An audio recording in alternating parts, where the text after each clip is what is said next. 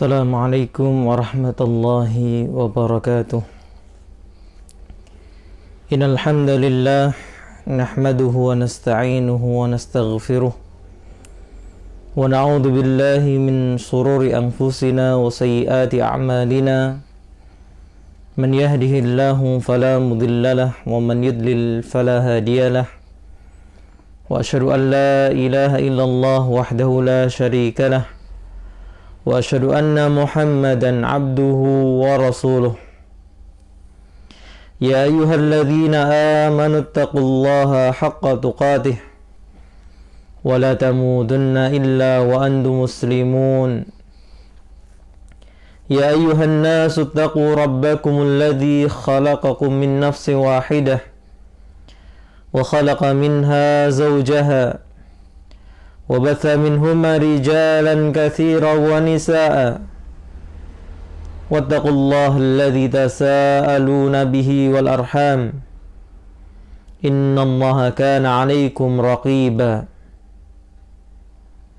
يا أيها الذين آمنوا اتقوا الله وقولوا قولا سديدا يصلح لكم أعمالكم ويغفر لكم ذنوبكم ومن يطع الله ورسوله فقد فاز فوزا عظيما. أما بعد فإن أصدق الحديث كتاب الله وخير الهدي هدي محمد صلى الله عليه وعلى آله وسلم وشر الأمور محدثاتها وكل محدثة بدعة وكل بدعة ضلالة wa kulla dhalalatin finnar. Ikhwati fid din rahimani wa rahimakumullah. Alhamdulillah, marilah kita panjatkan syukur kita kehadirat Allah Subhanahu wa taala. Nikmat Allah yang begitu banyak,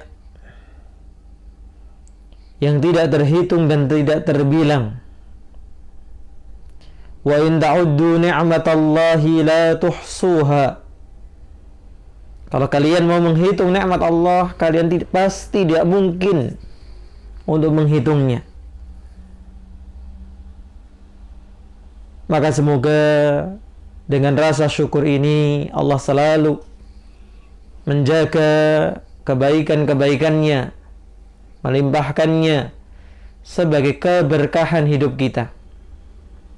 Bukan sebagai ujian dan cobaan, bukan sebagai musibah.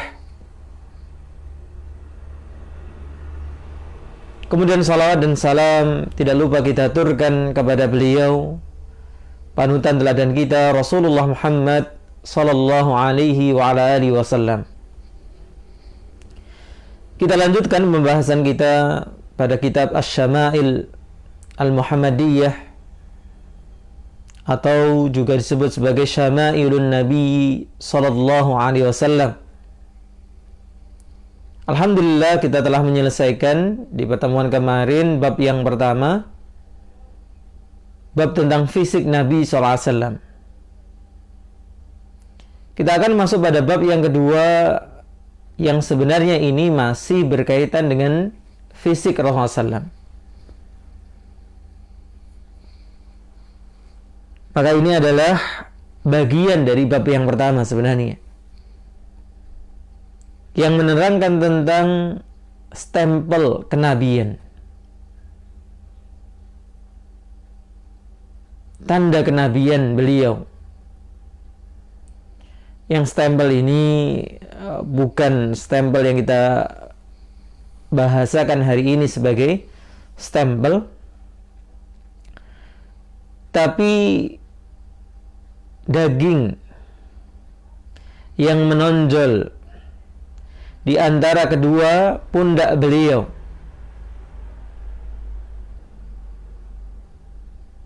yang tidak terlalu besar, besarnya seujung ibu jari atau sebesar telur puyuh, telur burung dara, burung merpati, yang tumbuh di sekitarnya rambut.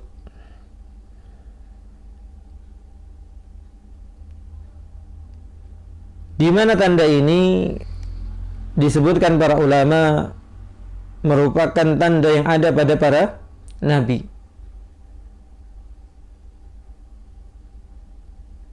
Itu menurut salah satu pendapat, gitu ya. Sebagian mengkhususkan hanya pada Nabi kita Nabi Muhammad sallallahu alaihi wasallam. Dan tanda ini juga telah disebutkan dalam kitab-kitab terdahulu. Hal itu dibuktikan dengan kisahnya Salman Al-Farisi ketika dia ingin memastikan bahwa Nabi kita Nabi Muhammad SAW benar-benar seorang Nabi. Maka dari ilmu yang didapatkan dari para pendeta yang sempat dia tinggal bersama mereka,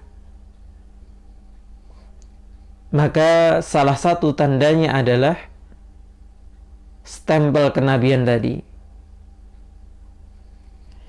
Nah, untuk lengkapnya kita baca hadis-hadis yang disebutkan dalam bab ini.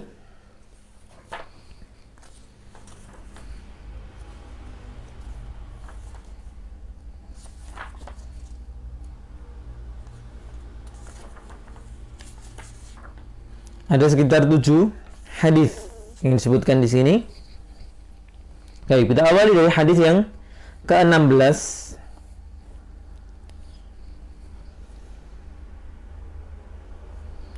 قال حدثنا قال المؤلف رحمه الله تعالى حدثنا أبو رجاء قتيبة ابن سعيد قال حدثنا حاتم ابن إسماعيل عن الجعد بن عبد الرحمن قال سمعت السائب ابن يزيد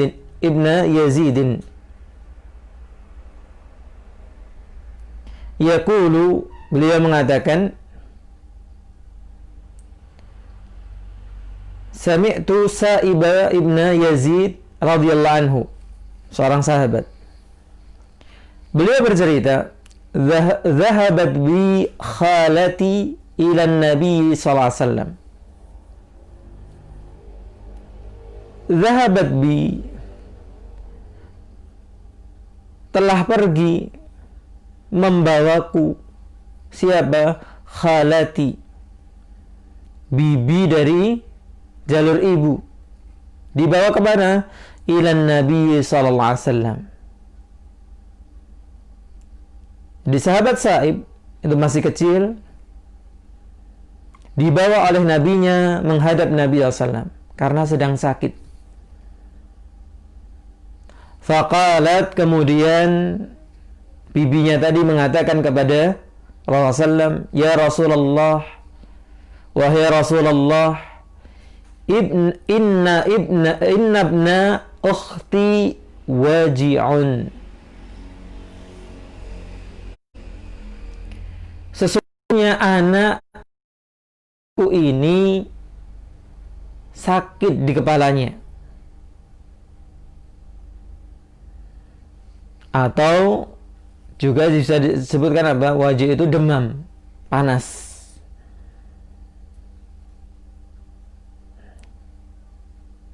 Jadi yang membawa tadi siapa? Bibinya. Maka disebut sebagai anak saudariku. Keponakanku ini demam. Fama sahara si wada'ali bil barakati. Maka beliau pun mengusap kepalaku dan mendoakan untukku keberkahan.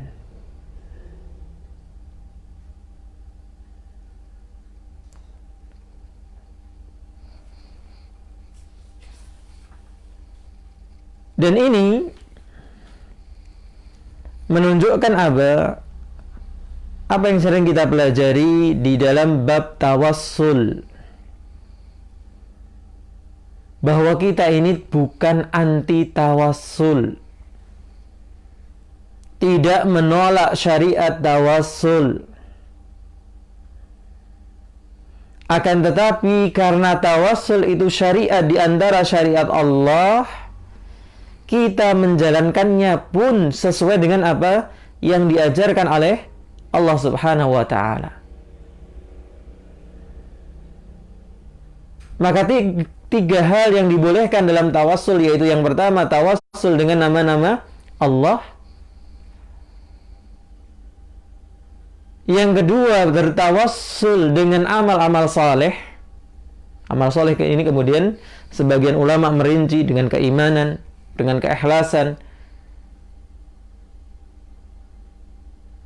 Kemudian yang ketiga, apa yang sedang kita bahas, dengan doa orang saleh yang masih hidup.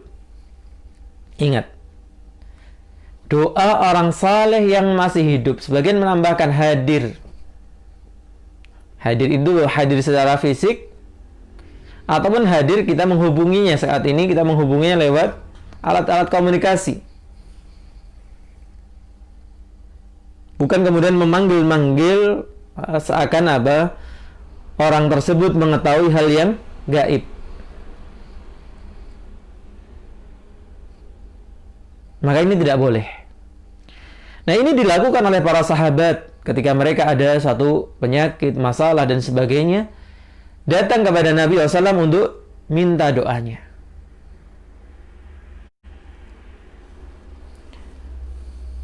Maka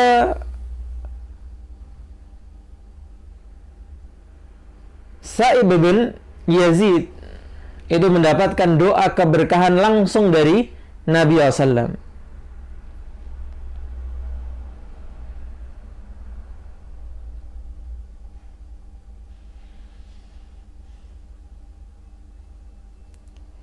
Maka di antara keberkahan doa Nabi SAW disebutkan oleh Syekh Abdul Razak,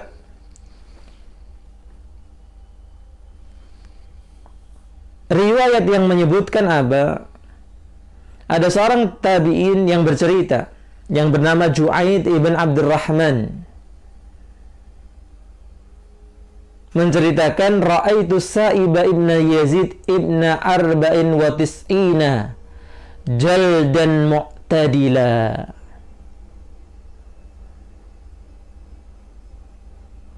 Tabi'in ini menjadi saksi mata. Aku melihat Sa'ib ibn Yazid berusia 94 tahun. Jaldan mu'tadila. Masih kuat. Tubuhnya mu'tadil. Masih kokoh.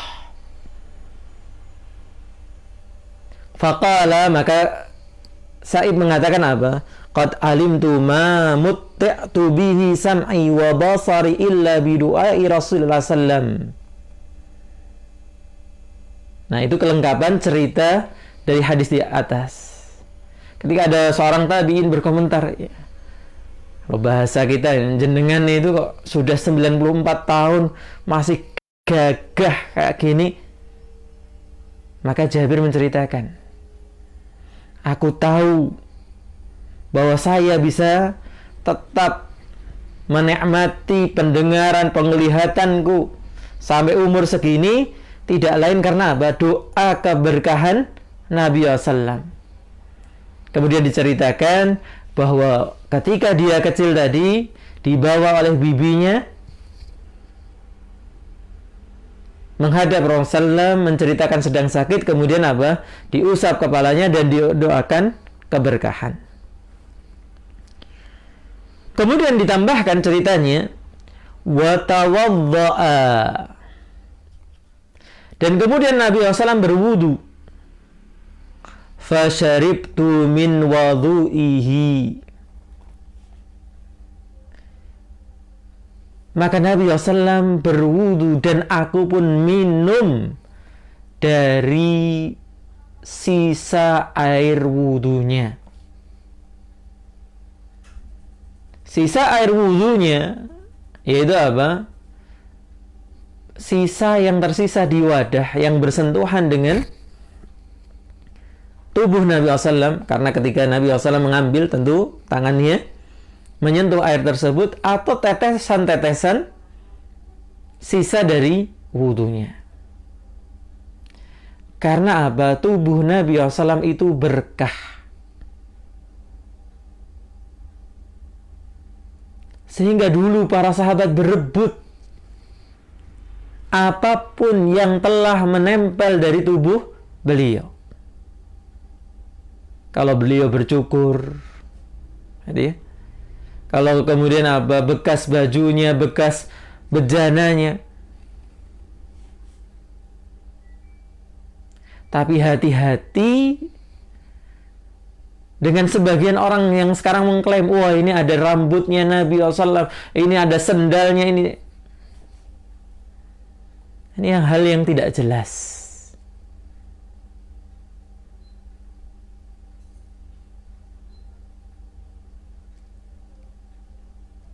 Yang itu tidak menjadi kebiasaan para ulama ahli sunnah wal jamaah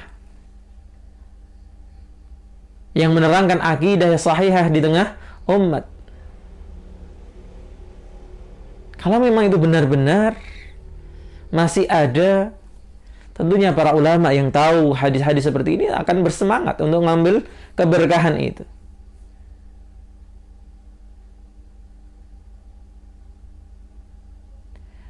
Yang kedua, ini khusus berlaku kepada siapa? Kepada Nabi SAW.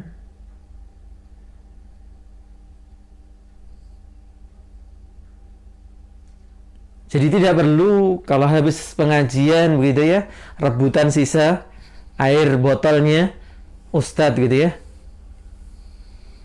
atau bekas yang ada di gelasnya, wah ini tadi sudah nyentuh bibirnya. Kenapa kita katakan khusus?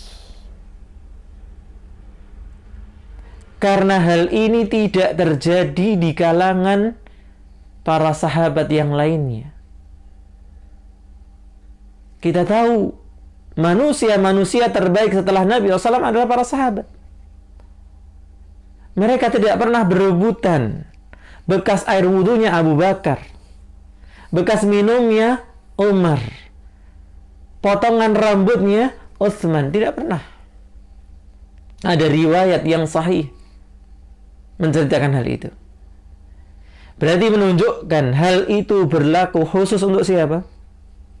Untuk Nabi SAW saja. Maka kalau ada sekarang kelompok-kelompok dari umat Islam yang mengkultuskan gurunya, ustadznya, sampai melakukan seperti ini menunjukkan apa? Kekeliruan.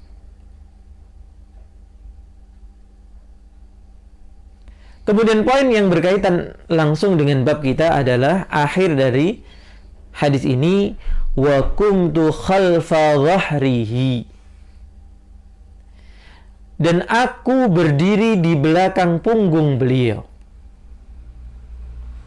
Fa nazartu ilal khatami baina katifaihi, kemudian aku melihat kepada khatam, stempel, tanda kenabian, baina katifaihi, di antara dua pundaknya, di arah belakang, di arah punggung, di antara kedua pundak. Dan sebagaimana hadis-hadis yang lain nanti, bahwa posisi tanda kenabian ini tidak persis di tengah-tengah, tapi lebih dekat ke kiri. Fa'idha huwa mithlu zirril hajalah, ternyata dia itu seperti apa? Telur burung puyuh.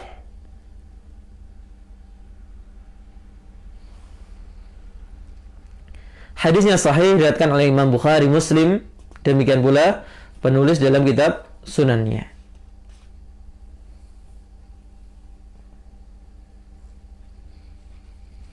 Baik, hadis yang kedua di bab ini atau hadis ke-17. Qala haddatsana Sa'id ibnu Ya'qub At-Talqani. Qala haddatsana Ayyub ibnu Jabir an Simak ibni Harb an Jabir ibn Samurah radhiyallahu anhu qala ra'aitul khatama baina katifai Rasulillah SAW ghuddatan hamra'a mithla baydil hamamati. Sahabat Jabir ibn Samurah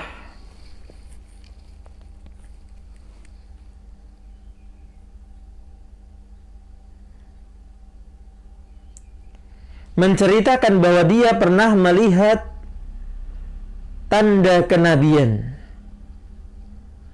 yang berada baina katifai Rasulillah SAW, di antara dua pundak Rasulullah.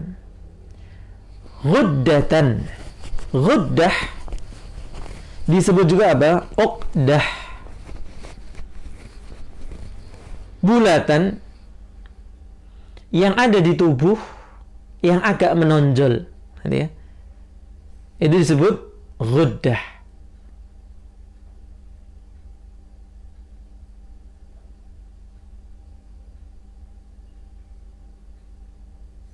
Jadi kalau tonjolan itu dipegang dengan jari, dia apa? Bisa digerakkan seperti itu. Jadi lunak. Yang warnanya merah. Dalam sebagian riwayat disebutkan warnanya seperti warna kulit. Ini maksudnya warna kulit pada umumnya. Mithla baydatil hamamah, seperti atau besarnya seperti telur merpati. Dan yang mungkin yang sudah pengalaman gitu ya, dengan burung merpati tahu bahwa besar telurnya itu ya kurang lebih sama dengan telur puyuh tadi. Kalau telur puyuh insya Allah tidak asing gitu ya. Nah, ini hanya apa? Perbedaan dalam lafadz penyamaan antara satu sahabat dengan yang lainnya. Dan ini menegaskan apa yang saya sebutkan sebelumnya, bolehnya meriwayatkan hadis dengan makna. Tapi dengan catatan apa? Bagi yang memahami bahasa Arab.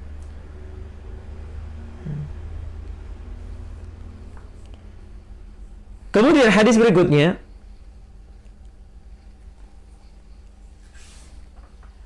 atau sedikit catatan kaki di situ disebutkan bahwa dalam sanadnya ada Ayyub ibn Jabir ibn Sayyar, ini dhaif. Tapi hadisnya sendiri maknanya itu juga dikeluarkan oleh Imam Muslim dari jalannya Abdullah an Israil an Simak bihi.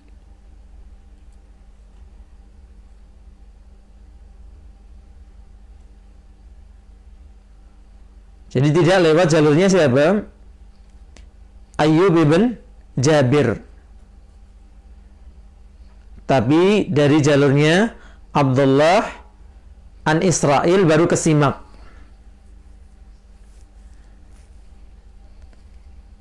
Yang lafadznya adalah ra'aitul khatama 'inda katifihi mithla baydatil hamamah yushbihu jasadahu. Aku melihat tanda kenabian di pundak beliau seperti telur merpati yang warnanya serupa dengan jasadnya. Jadi merah tadi ungkapan dari apa? Warna kulit beliau.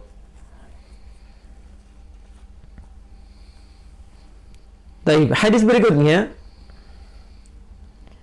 Qala haddatsana Abu Mus'ab Al-Madini qala haddatsana Yusuf ibn al-Majishun an abihi an Asim ibn Umar ibn Qatadah an jaddatihi Rumaithah gitu ya, radhiyallahu anha.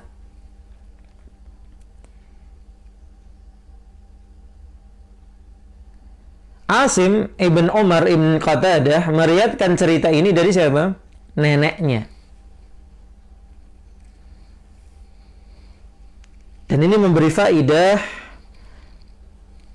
bahwa para sahabiyah sebagaimana riwayat hadis yang lain itu juga bersemangat belajar maupun mengajarkan hadis-hadis Nabi SAW.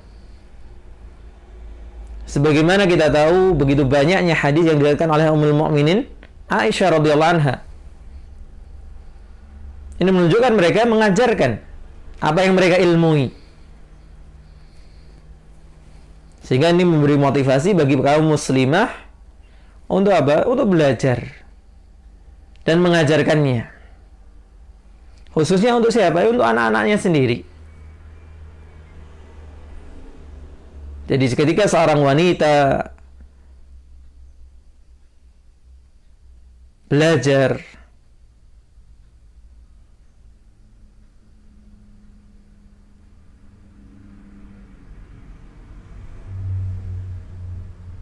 bukan untuk bersaing dengan kaum lelaki, bukan untuk menginteri, bukan untuk lebih hebat, tapi untuk dirinya sendiri, untuk anak-anaknya, menjadi pendidik yang baik.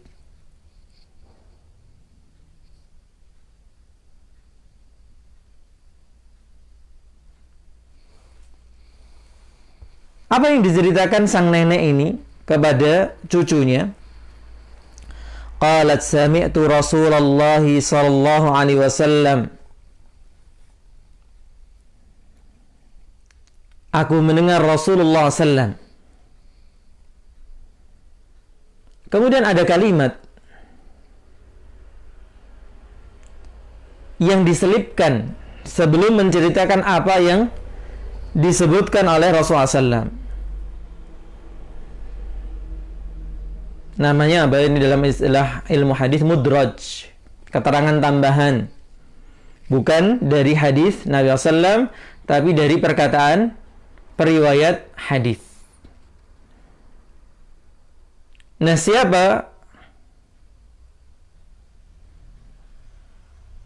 periwayat hadis ini? Bisa sahabat, bisa tabi'in, atau yang setelahnya.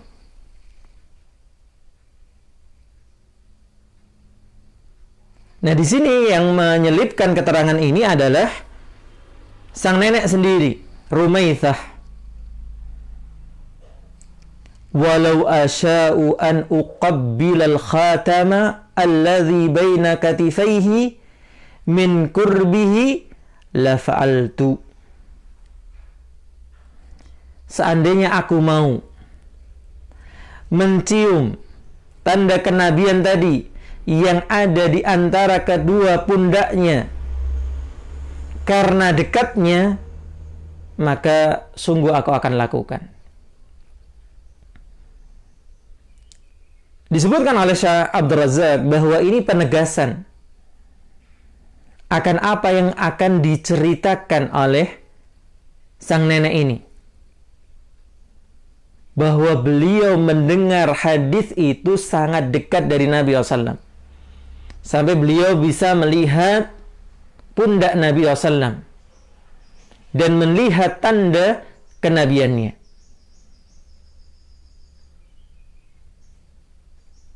Nah, apa yang didengar oleh, nah poinnya di situ ya, itu adanya tanda kenabian yang terletak antara kedua pundak beliau. Kemudian isi dari hadis ini, yaqulu li Sa'din Mu'ad yauma mat. Nabi SAW mengatakan kepada Sa'ad ibn Mu'ad di hari kematiannya. Sa'ad ibn Mu'ad salah satu pemuka kaum Ansar, di antara orang-orang Ansar yang masuk Islam dengan dakwahnya sahabat Mus'ab ibn Umair.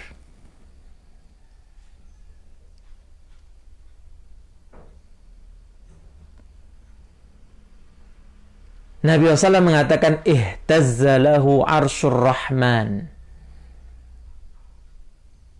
bergetar untuknya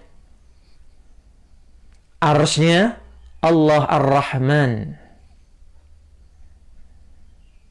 Dan ini manqabah, kelebihan yang dimiliki oleh siapa? Sahabat Sa'ad ibn Mu'adz, di mana makhluk Allah yang paling besar, arsy, sampai bergetar karena kematiannya siapa? Sa'ad ibn Mu'adz.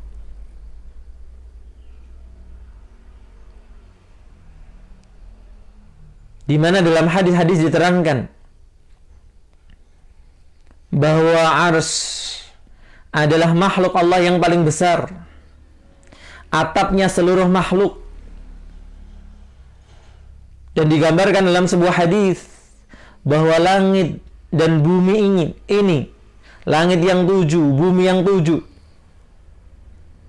kalau dibandingkan dengan kursinya Allah, kita tahu ayat kursi, kursi itu bukan arsy. Kursi itu dibandingkan langit dan bumi itu dibandingkan dengan kursi, itu hanya apa? Sebuah cincin yang dilemparkan ke padang pasir. Padang pasir itu kursi. Cincin itu apa? Langit dan bumi. Sangat kecil langit dan bumi. Padahal kita belum mampu untuk menjelajahinya. Langit dan bumi yang begitu luasnya itu hanya apa? Sebuah cincin dibanding dengan kursi. Dan kursi dibandingkan dengan arsy sama. Kursi itu ibarat cincin yang dilemparkan ke padang pasir. Maka subhanallah, makhluk yang begitu besar bisa bergetar dengan kematian seorang sahabat yang mulia ini.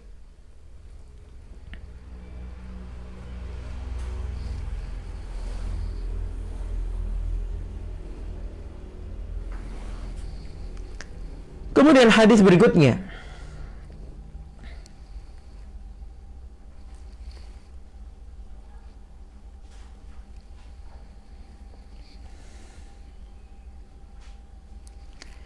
qala hadatsana Ahmad ibn Abdah ad-Dabbi wa Ali ibn Hujr wa ghairu wahidin.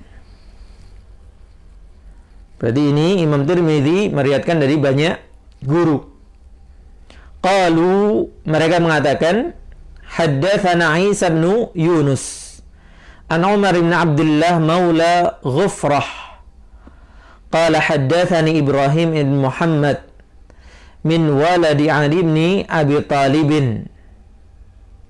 qala kana Ali idza wasafa Rasulullah sallallahu alaihi wasallam fa dzakara al-haditsa bitulihi.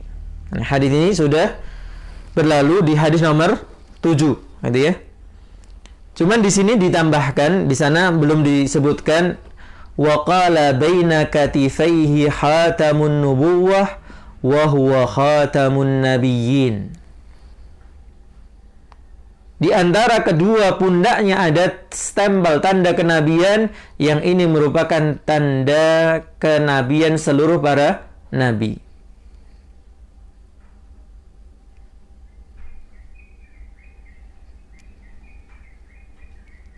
Makanya di sini tidak ditambahkan keterangan oleh Syekh Razak, karena ini hadisnya sudah berlalu. Hanya ada tambahan apa? Bahwa ini yang dikuatkan para ulama, tanda kenabian ini juga dimiliki oleh para nabi yang lainnya.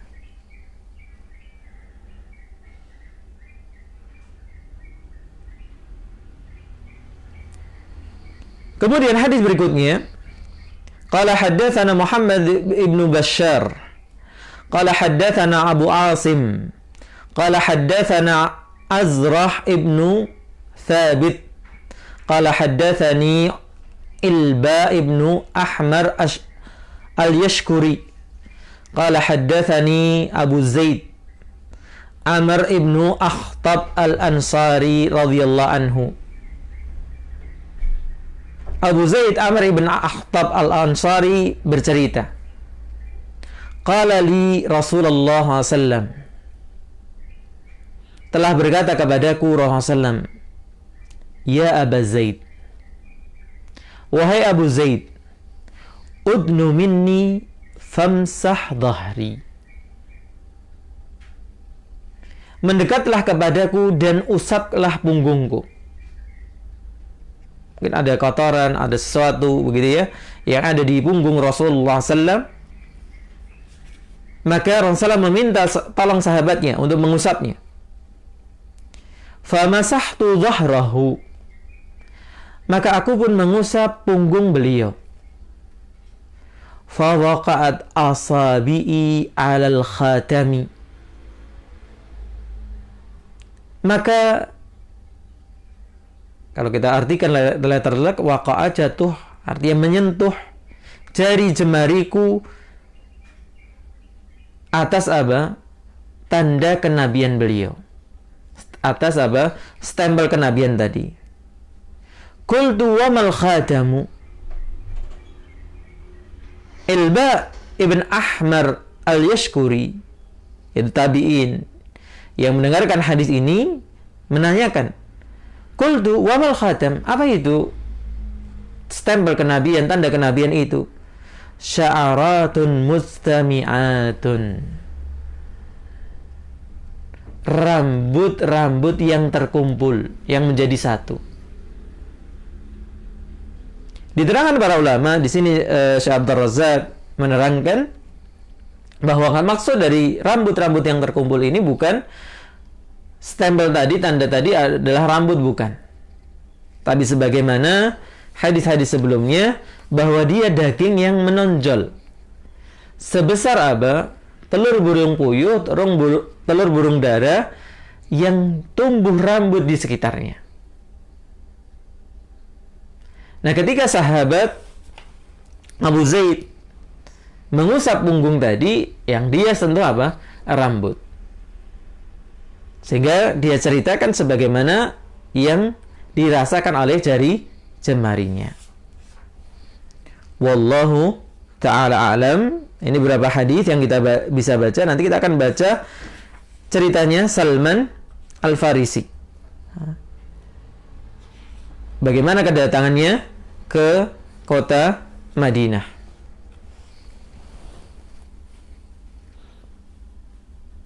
Ini dulu. Semoga bermanfaat. Kurang lebihnya saya mohon maaf. Subhanakallahumma wa bihamdika asyhadu an la ilaha illa anta astaghfiruka wa atubu ilaik. Assalamualaikum warahmatullahi wabarakatuh.